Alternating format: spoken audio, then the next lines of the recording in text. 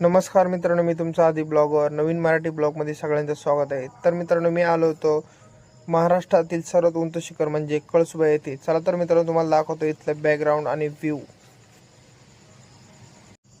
तर मित्रांनो, फायनली आम्ही कळसुबाईकडे चढायला सुरुवात केली. तर रस्त्यामध्ये आम्हाला छोटे छोटे माकडाची पिल्ले दिसली.